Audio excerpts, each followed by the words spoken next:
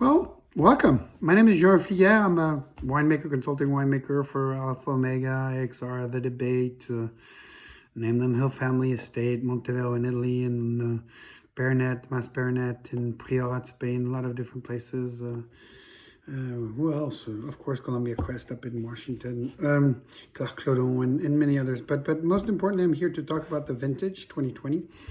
In Napa, and specifically in Napa, the vintage started extremely well with a very, very even season, no temperature spikes, no heat spell, which is really the biggest threat that we have here up in Napa.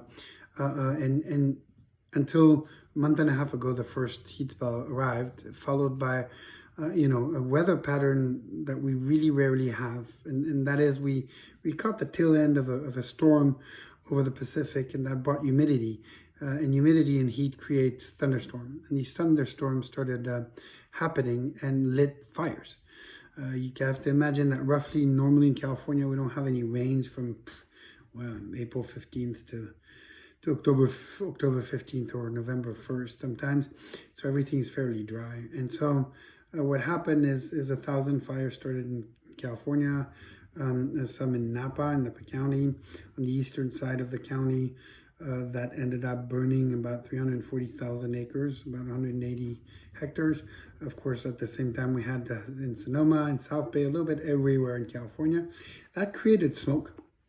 And smoke is pretty much the combustion of lignin into what we call volatile phenols.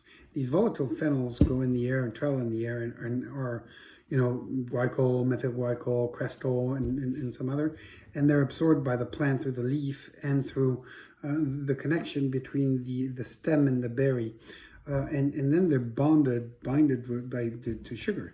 So the most accurate way to do it and to read how much smoke that you have is actually to ferment it, because during fermentation, when you have transformation of sugar into alcohol, the sugars kind of release these compounds, and you can actually taste them and measure them much more precisely.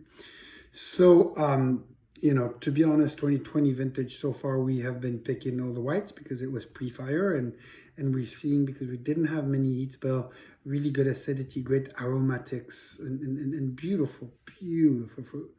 And then, of course, the reds. And the reds, when all these fires and that smoke, we're there. We're really at the inception, post-veraison, still a very fairly active, side of the plants, growing season. And so they stayed in that smoke for between 2 to 3 weeks, and most of them are smoke tainted.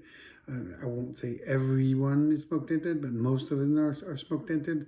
So it really, kind of creates a fairly difficult situation, and most people won't make reds because of smoke taint, especially if they can actually claim insurance.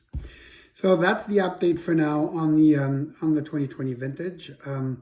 You can reach out to me at any point at Jean, Jan, at jhwineconsulting.com, Jean @jhwine